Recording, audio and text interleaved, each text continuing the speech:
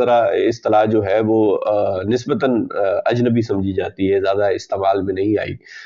ڈسٹوپیا عموماً جو ہے وہ جیسے قیامت صغریٰ کو بھی اس میں جو ہے وہ ڈسٹوپیا کے اندر، یا بہت بڑی کوئی قدرتی آفت ہے تو اس کو بھی اس میں جو ہے وہ شامل کر لیا جاتا ہے کہ شاید اس سے متعلق لکھا گیا لٹریچر بھی ڈسٹوپیا ہے.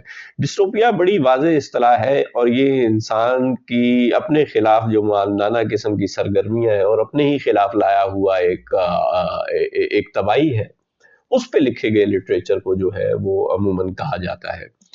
اچھا، یہ بڑی دلچسپ بات ہے، اور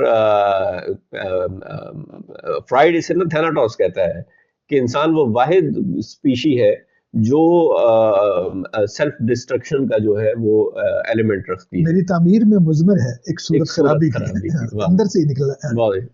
اچھا، تو ڈسٹوپک خیالات جو میرے کام کا حصہ تھے وہ یہی پولیٹیکل بھی تھے، سماجی بھی تھے، اور ان کا ہمیں آغاز نظر آتا ہے قیام پاکستان کے بعد کے سالوں کے اندر. اور مزے کی بات یہ ہے کہ ہمارے قومی ترانہ لکھنے والے ضیاء جلندری صاحب کے پاس بھی، حفیظ جلندری صاحب کے پاس بھی 2-3 ایسی نظمیں ملتی ہیں. جو شعر میں نے سنا ہے وہ بھی حفیظ کا ہے. اچھا، بہت خوب. میں نے عمل کے حوالے کے طور پہ ان کی ایک نظم بھی جو ہے وہ اس کی کچھ لائنیں لکھی ہوئی تھی، حالانکہ وہ بینیفیشری بھی تھے.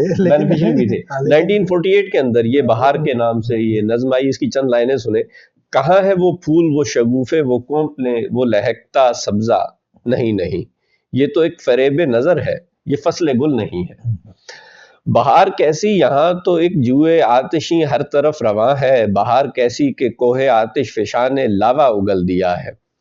تو یہ